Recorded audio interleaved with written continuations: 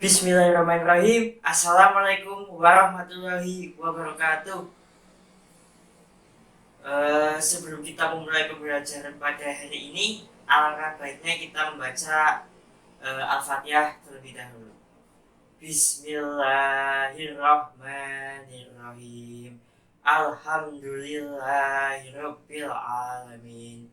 Ar-Rahmanirrahim. Maliki yaumiddin. Iyyaka na'budu wa iyyaka nasta'in. Ihdinas syiratal mustaqim. Syiratal ladzina an'amta 'alaihim ghairil maghdubi 'alaihim waladdallin. Baik, perkenalkan, nama saya Muhammad Afnan Raihan dari IAIN Surakarta, Program Studi Pendidikan Agama Islam. Saya di sini membantu Ibu Fadilah Puspadewi dalam mengampu mata pelajaran Sejarah Kebudayaan Islam kelas 9. Lalu dilanjutkan setelah ini, yaitu kalian silahkan absensi seperti biasanya. Kemudian langsung saja kita masuk ke dalam materi pada pertemuan kali ini. Baik, pada pertemuan kali ini kita masuk ke bab 2, yaitu mengenai kerajaan Islam di Indonesia. Hal-hal yang perlu diperhatikan oleh kalian sebelum memasuki materi ini, yaitu ada kompetensi dasar yang harus kalian capai setelah mempelajari materi ini.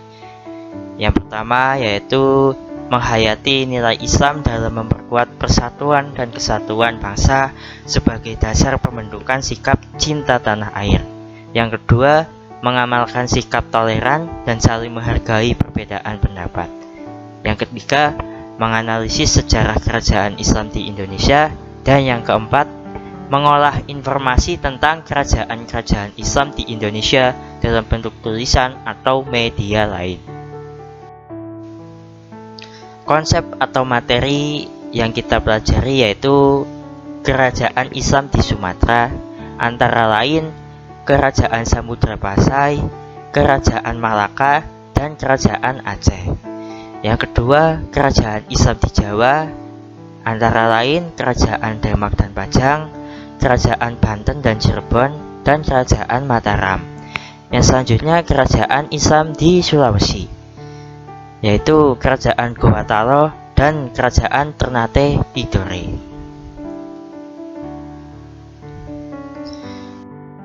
Nah, di sini silakan kalian amati gambar tersebut. Apa sajakah kerajaan itu? Dan silakan kalian pelajari lebih dalam di sumber-sumber di media yang lainnya.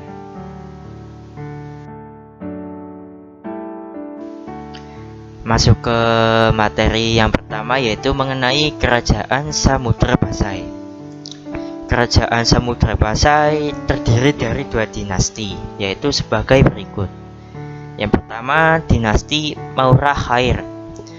Pendiri dan raja pertama Kerajaan Samudra Pasai adalah Maurah Khair, yang bergelar Maharaja Mahmud Syah pada 1042 sampai 1078 Masehi. Kemudian disusul para penggantinya, yaitu Maharaja Mansur Shah pada tahun 1078 sampai 1133 Masehi.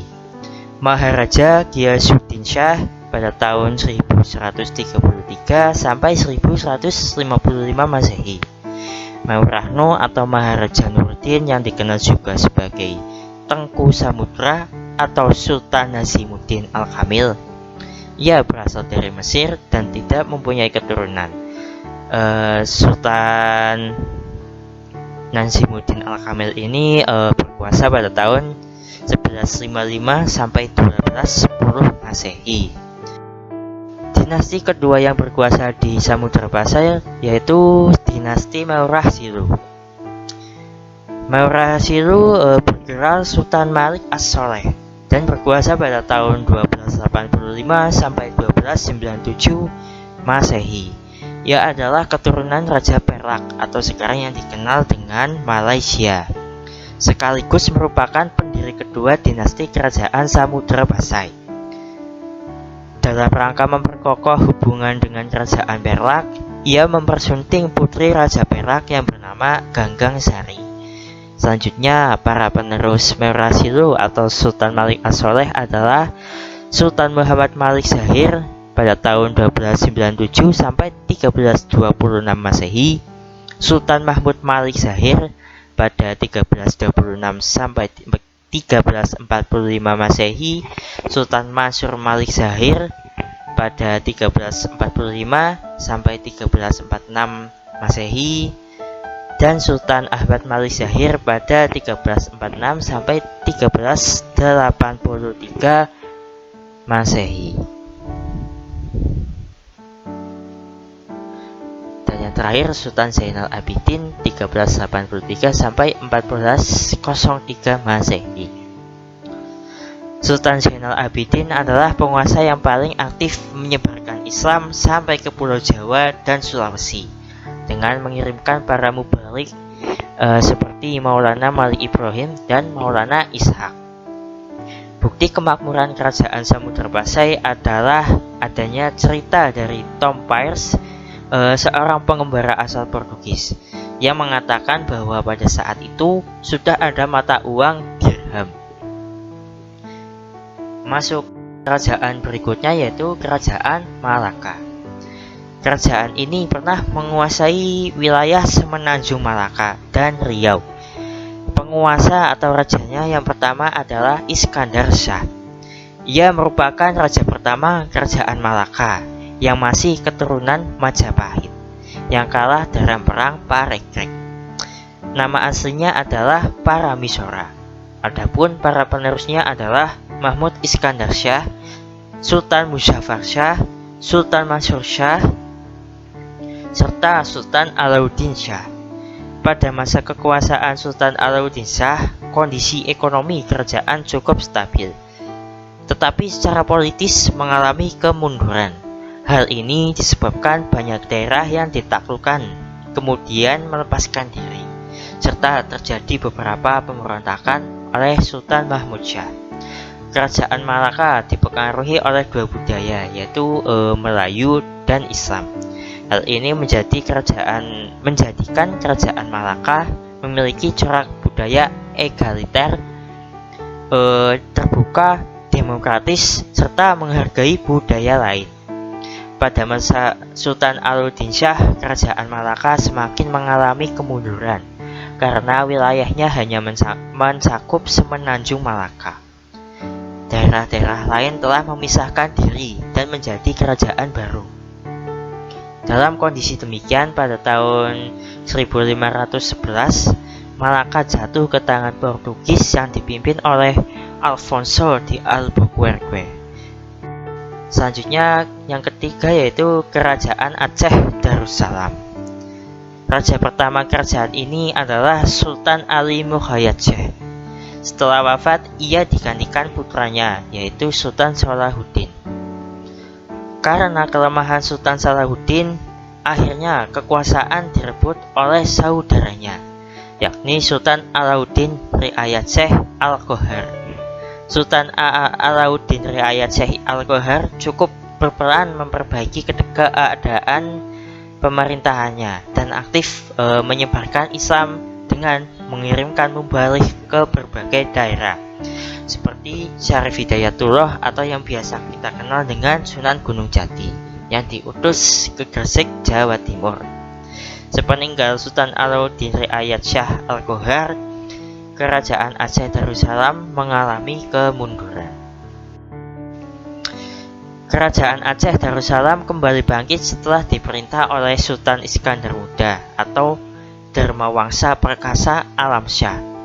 Ia sangat taat beragama dan berusaha dengan gigih untuk membangun pemerintahan, sehingga pada saat itu Kerajaan Aceh Darussalam berkembang sangat pesat. Struktur kekuasaan Kerajaan Aceh Darussalam terbagi menjadi dua wilayah, yaitu kekuasaan oleh kaum bangsawan dan kaum ulama. Dalam kekuasaan kaum bangsawan, wilayah kerajaan terbagi-bagi menjadi daerah kehulu balangan yang dipimpin oleh Ulai Balang. Sehingga Sultan Iskandar Muda, kerajaan Aceh Darussalam dipimpin oleh menantunya yang bergelar Sultan Iskandar Sani yang naik tahta pada tahun 1636. Namun, kekuasaan Sultan Iskandar Sani tidak berlangsung lama, karena kemudian digantikan oleh istrinya, yaitu Putri Sri Alam Permaisuri, yang bergelar Sultanah Tajul Alam Syafiatuddin Syah. Selama 59 tahun berikutnya, Aceh Darussalam diperintah oleh para ratu. Sepeninggal Sultan Iskandar Muda, terjadi perpecahan antar kelompok dalam masyarakat, yaitu golongan ulama atau dikenal dengan tengku dan bangsawan atau disebut dengan teku. Penyebabnya kaum bangsawan dianggap terlalu dekat dengan penjajah Belanda. Selain itu, perpecahan juga disebabkan perbedaan paham keagamaan, yaitu antara Islam Syiah dan Islam Ahlussunnah wal Jamaah. Yang selanjutnya itu Kerajaan Demak dan Bajang. Kerajaan Demak merupakan kerajaan Islam pertama di Jawa. Para ahli memperkirakan Demak berdiri pada tahun 1500. Letak kerajaan berada di Bintoro, yakni di dekat muara Sungai Demak. Pusat kerajaan terletak di antara pelabuhan Berkota dan Jepara. Raja-raja yang memerintah di Demak antara lain Raden Fatah sebagai pendiri sekaligus raja pertama, lalu Pati Unus, dilanjutkan Sultan Trenggono dan Sunan Prawoto. Berikut adalah silsilah raja kerajaan Demak. Itu adalah Raden Fatah, dilanjutkan Pati Unus, Sultan Trenggono, kemudian ada masa pengalihan dari kerajaan Demak ke Bajang, yaitu Sultan Hadiwijaya, dilanjutkan Arya Pangiri, kemudian Pangeran Benowo.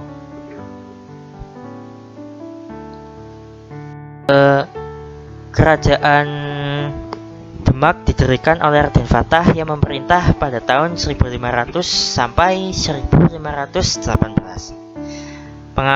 Pengangkatan Raden Fatah menjadi sultan dipimpin langsung oleh Sunan Ampel. Pada masa pemerintahannya, agama Islam mengalami perkembangan yang sangat pesat karena gencarnya gerakan dakwah para wali. Berdirinya kerajaan Demak dilatar belakangi oleh melemahnya pemerintahan kerajaan Majapahit dan mulai menguatnya pengaruh Islam di tanah Jawa. Pada masa pemerintahan Raden Fatah, wilayah kerajaan Demak meliputi Jepara, Tuban, Sedayu, Palembang, Jambi, serta beberapa daerah di Kalimantan. Raden Fatah bergelar Senopati Jibun Ngabdurrahman Panembahan Palembang Sayyidin Panatagama. Pada tahun 1511, ketika kerajaan Malaka diserang oleh Portugis, Raden Fatah mengirimkan bantuan militer yang dipimpin oleh Pati Unus. Beliau ini adalah putra Raden Fatah. Hanya saja, usaha tersebut tidak berhasil dan Malaka jatuh ke tangan Portugis. Raden Fatah meninggal pada tahun 1518. Selanjutnya, pemerintahan kerajaan Demak dilanjutkan oleh Pati Unus selama 4 tahun. Ia meninggal pada tahun 1522 dalam usahanya mengusir Portugis dari Malaka. Pemerintahan dilanjutkan oleh adiknya, yakni Sultan Trenggono. Ia diangkat oleh Sunan Gunung Jati dan bergelar Sultan Ahmad Abdul Arifin. Demak mencapai masa kejayaan pada masa pemerintahan Sultan Trenggono. Pada awal masa pemerintahannya, Sultan Trenggono mengirimkan Fathahillah dan pasukannya ke Banten dengan bantuan pasukan Cirebon. Kemudian Demak berhasil menaklukkan Banten dan Pajajaran. Wilayah kekuasaan kerajaan Demak pun semakin luas. Begitu pula Islam berkembang di seluruh penjuru kekuasaannya. Pada tahun 1546, Sultan Trenggono wafat. Nah, sejak saat itu kerajaan Demak mulai mengalami kemunduran akibat terjadinya perebutan tahta kerajaan. Perebutan itu dimulai dari terbunuhnya Sunan Prawoto dan Sunan Hadiri oleh Aryo Panangsang yang merasa lebih berhak atas tahta kerajaan Demak. Namun usaha Aryo Panangsang untuk menguasai Demak dihalangi oleh Joko Tingkir yang merupakan menantu Sultan Trenggono. Berkat dukungan Ki Gede Pemanahan dan Ki Penjawi, Joko Tingkir berhasil membunuh Aryo Panangsang. Tahta kerajaan Demak pun jatuh ke tangan Joko Tingkir. Setelah menjadi raja, Joko Tingkir bergelar Sultan Hadiwijaya. Ia kemudian memindahkan pusat kerajaan dari Demak ke Pajang. Walaupun sudah menjadi kerajaan baru, kerajaan Pajang masih mengakui sebagai penerus kerajaan Demak. Demikian pembahasan pada pembelajaran kali ini. Mudah-mudahan bisa bermanfaat bagi kita semua. Wabillahi taufiq wal hidayah. Wassalamualaikum warahmatullahi wabarakatuh.